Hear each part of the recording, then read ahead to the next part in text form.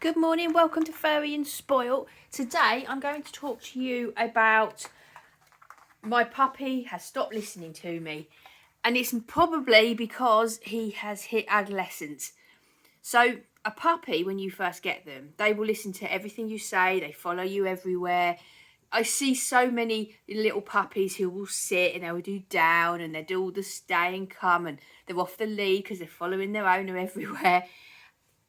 I see that so often and it's lovely to see, but I always think, oh, do they know that in a few months they're going to act like none of this ever happened? And the reason that is that dogs become adolescents at about 6 months old. And it's exactly the same as teenagers. Hormones are raging. You know, you think about teenagers, it's exactly the same with your puppy. So he will go from listening to everything you said, doing everything you wanted, being this wonderful little dog, to suddenly they will not listen to a word you say. They will act like they never heard any command you ever gave them. They will go out of their way to annoy you. They will be as naughty as possible. Let me tell you why.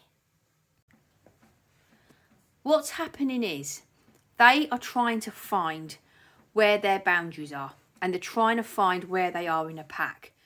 Now this is Humps here, and I've only had him for 6 months, and so he's very much been through that process with me. Not the process of ignoring everything I say and all of that, but he's certainly been through the process that an adolescent dog goes through of trying to work out where he fits into the family, what the rules are, and where his boundaries are. So you all know, you know my channel, you know his horrific story.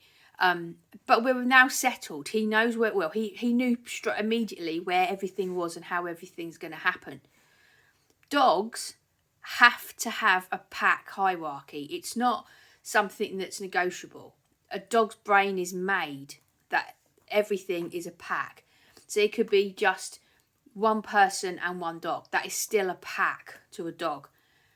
It could be one dog, loads of humans. It could be one human, doesn't matter what it is. It could involve cats, other animals, but there will always be a pack to a dog. So every pack has to have a leader. They cannot live in a pack that doesn't have a leader. So whether there's already a leader in that pack or whether there isn't, there has to be a leader. So if there isn't a leader, they will become the leader. And the problem with that is that some dogs don't want to be leaders. Now, in a minute, I'll show you my Albert. He is a natural pack leader, but he isn't the pack leader.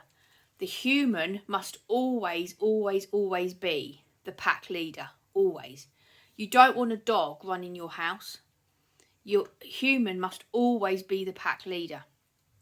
And then after that, so let me just give you my example. So there's me, my husband, and 3 dogs. And I am very, very much the pack leader, without question. Then after me, we've got 3 dogs. And within those 3 dogs, Albert, my oldest, and it isn't because he's the oldest, it's because of his personality. He is the top dog amongst the dogs. And if anybody watched my pack, you would see that as clear as day. Because he very much is the dominant dog in the pack. The other dogs respect him. They won't walk through a door before him. They won't eat before him. He's very much in charge. The problem with that, and then here I've got Humps, and if you can see over there, we've got Harry. These two are about the same. They're about the same level in the pack. The problem you've got is that if I wasn't a pack leader, then Albert would naturally stand up, my dominant dog. He would naturally stand up and be the pack leader. And that's, I mean, the thing is, he's very capable of leading a pack, very capable of it. And he'd also be very happy in that situation. But he doesn't. He leads the dog pack, but I am leader overall. And he never questions a decision that I make because I am above him.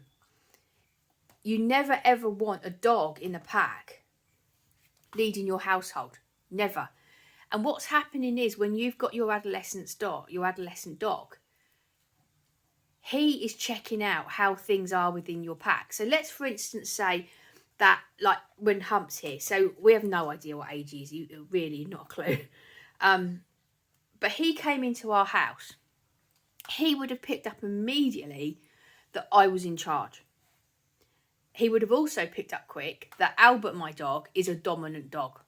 So he'd have worked that out.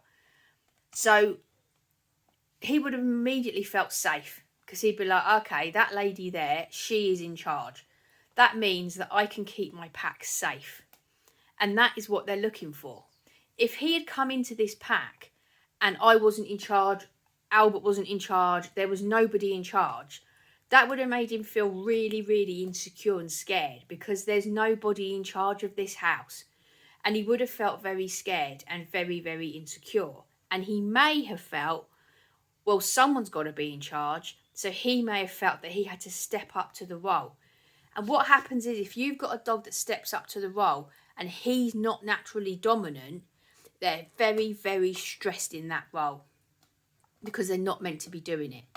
So when your adolescent dog is testing his boundaries, if you're letting him get away with things, then he's just testing you. And he's just... Humps? Did you just hear Humps? That's very rude in the middle of a video. Sorry, that's thrown me. I'm hoping the camera didn't pick it up and you don't know what I'm talking about. Yeah, so when your little puppy is suddenly ignoring everything you've told him and testing all his boundaries, if you let him get away with those boundaries, then that to him is saying that you're not in charge, so he can basically do whatever he wants, and then eventually he would probably build up to be pack leader. He's testing to see what he can get away with. He's testing to see whether it's okay to go and dig plants out of the garden, if it's okay to do this and that. And you have got to be firm with these dogs. I had a German Shepherd once who I've never known, and he was the worst adolescent dog I've ever known in my life. And I've known a lot of dogs. Right, so basically what happens is, first of all, they'll start behaving. They might do stuff like, well, they'll ignore you. So any commands, they'll ignore. So you might take them out on the walk and you let them off the lead like you have been doing, and they've been lovely. You let them off the lead and they're going to run off and they're not going to come back. And no calling in all the world is going to make a difference. They're not going to come back. So it will start with stuff like that. They might be barking at you, barking at things outside suddenly more. Just sort of behaviour like that, general naughty behaviour. When they're not getting their own way with that. So let's say, for instance, your dog suddenly it won't come back when you call him on a walk anymore. So next walk, you put him on a lead. And he stays on the lead because he won't come back. What he's going to do is, he's going to be annoyed about that. He's not getting his own way and he'll have a tantrum about it. So when you go home, he's going to up his game. So let me tell you, for example. So this German Shepherd I had, he did exactly that. He'd been a dream dog, off the lead, beautiful. Got to about 6 months, 8. I always find that 8 months is the worst age. Got to 8 months and went for a walk one day and he decided he wasn't coming back. And he wasn't miles away from me. It was just out of reach, so I couldn't reach him. Anyway, he wouldn't come back. So, right, that's it. You are on the lead the rest of the walks. So that's what I did. So when we got back, what he started to do was he started to behaviour like he kept barking at me. And it's vitally important that that behaviour is ignored. If you can't stop the behaviour, so like with the walking, I could stop the behaviour because I could put him on the lead. But when he was barking at me, you can't actually stop a dog barking. Well, you can, and I've done videos about it, but you can't stop a dog that's actually barking at you at that point. All you can do is completely ignore it and turn your back and walk away. That drives them crazy because they're not getting the attention from you that they want. They go through a massive attention-seeking phase. Again, there's a video. You will hear me saying so much, there's a video, but there's a video. Go to the playlist, dog behaviour. When that isn't working, they get frustrated and they get mad. And they really push their luck. And they really want to push their boundaries to see whether you're really... Because you're proving to them that you're pack leader. You're not taking their rubbish and you're pack leader. So they are going to test you more. So what this dog in particular did was, he went into the garden, I'll never forget this day, dug up one of my rose bushes, a big rose bush. Okay, he was a big dog, a German Shepherd, so quite big, 8 months. And he dragged it into the sitting room just before I had some friends coming round, and there was dirt and mud. My house looked, it was just, I can't tell you the mess. But I did not react. If I had reacted, he'd have got what he wanted. He wanted my attention. So attention, whether it's good or bad attention, is attention. So if you can calmly, like, put the lead on the dog, that's fine. If you can calmly walk away from a dog that's barking at you, that's fine. And as hard as it is, and believe me, I know, you must not get frustrated and shout at the dog, because he then knows a couple of things. He got your attention, but he also knows you're losing it. You're not a pack leader because you are losing it. Now, I know that just because you're losing it doesn't mean you're not a pack leader. It means you're human and you've been pushed too far. Trust me, I've been there. But to them, they're like, yeah, I'm winning this game, because it's just a great big game to them. And it's a nasty game they play. Anyway, so I ignored that. And then that later on that day, so I cleaned up all the mess, people came round. When the people came round, he was like a dream dog. Anyway, so I had a tortoise, I still do. I always let my tortoises have free rein everywhere. So a tortoise was wandering around, and he went and picked him up. Now, he knew that was absolutely off bounds completely. So he's standing there in front of me holding George and my tortoise. Now, bearing in mind that this was a big German Shepherd, and he's holding my tortoise. So my natural reaction was to obviously go forward and get the tortoise. But my brain quickly switched on, and I knew that if I did that, he was going to keep doing it. He had found my weakness, and he would keep doing it. Now, you might think a dog wouldn't be that spiteful, but an adolescent dog will be. So with everything it took, I had to walk away and just trust that he wouldn't hurt George. And I did know that, because at that point he'd lived with George for like 8 months, and he'd never shown any. He knew, you know. I pride myself on being able to make different breeds of animals be friends with each other, and I'm very strict about it. There is a no line to be crossed. You be friends with each other, and that is the end of it. And he knew that. So I kind of had to trust that he wouldn't hurt George, because I'd seen him with him for so long. And I had to walk out of the room. And our house was only small. It wasn't this house. It was a different house. It was only a small house. And that meant me walking into the back garden. And, you know, he did. I watched him through the window. He just gently put George back on the floor. That hasn't worked. And then I remember the next thing he tried was, we had, one of our sofas had a wooden arm on it. And he went up to it and put his mouth round it, but then had his eyes looking sideways at me to see if I was watching. And again, you know, he was a big German Shepherd. He could have destroyed that arm of the chair, and I just walked out of the room. And, you know, this behaviour, it didn't actually go on for that long, because I just kept walking out of the house. Really hard not to do it. Really hard not to lose your temper. But I had to. And as it turned out, he was one of the really gorgeous dog. Absolutely gorgeous dog. I did agility with him. We did obedience training. All sorts of training. He was a stunning dog. Worked with disabled. He was a gorgeous dog. And absolutely not an ounce of dominance in him at all. And he never played me around. He was very obedient. Went on to be a really, really great dog. But those adolescent years, they were tough.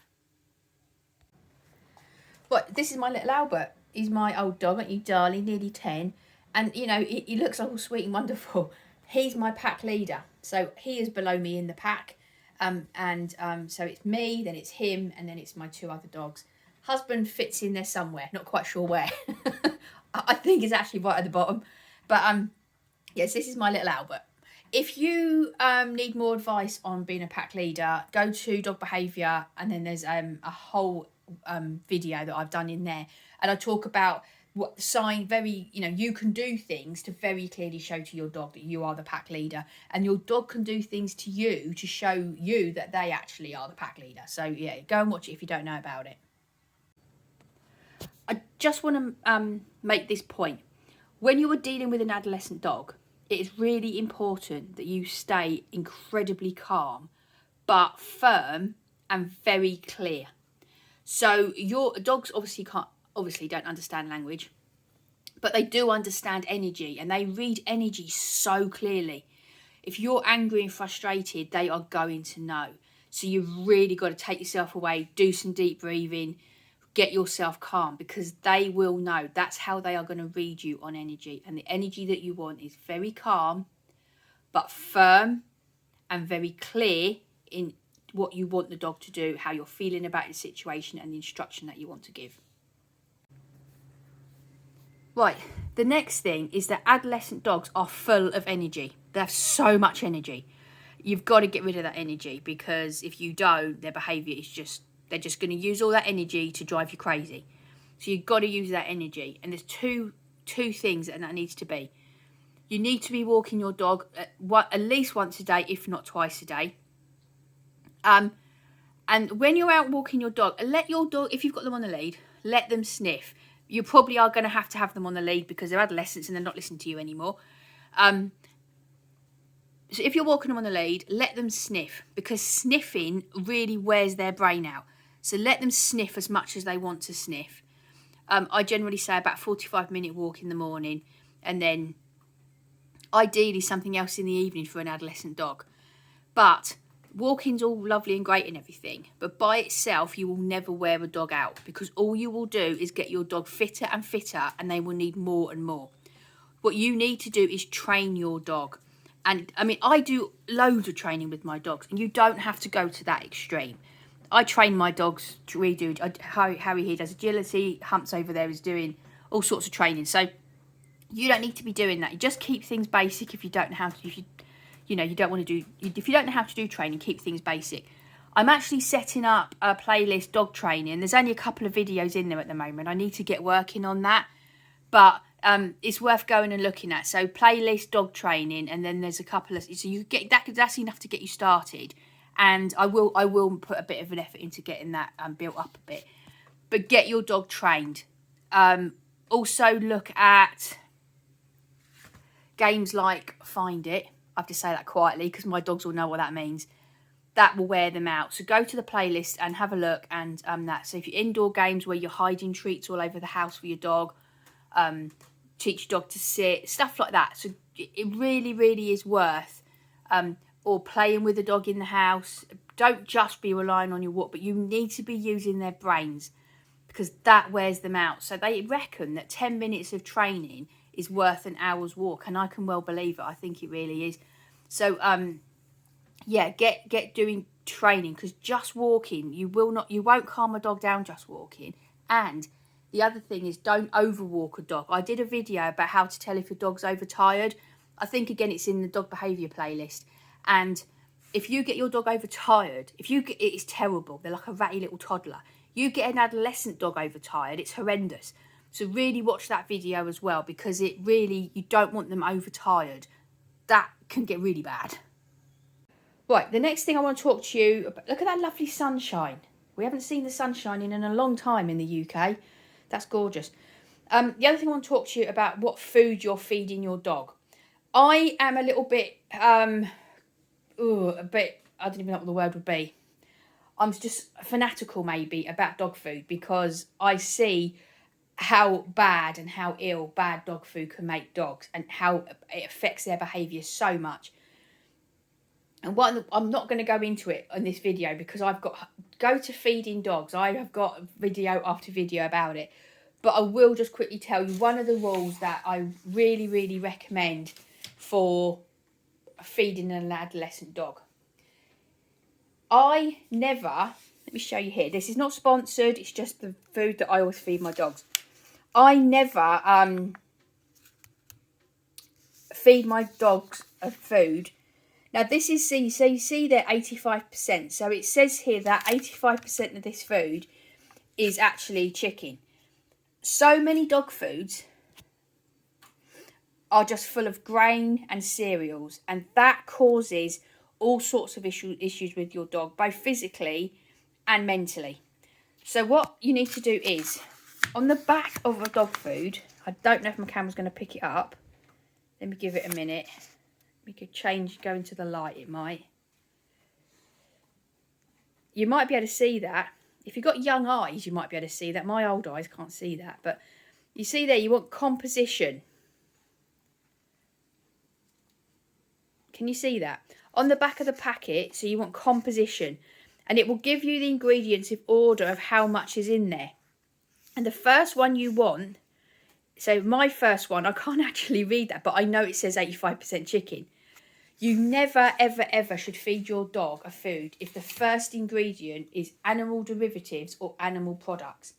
In fact, you should never feed your dog a food that has animal derivatives or animal products anywhere in the ingredients, because it's just the scrappy bits off the floor.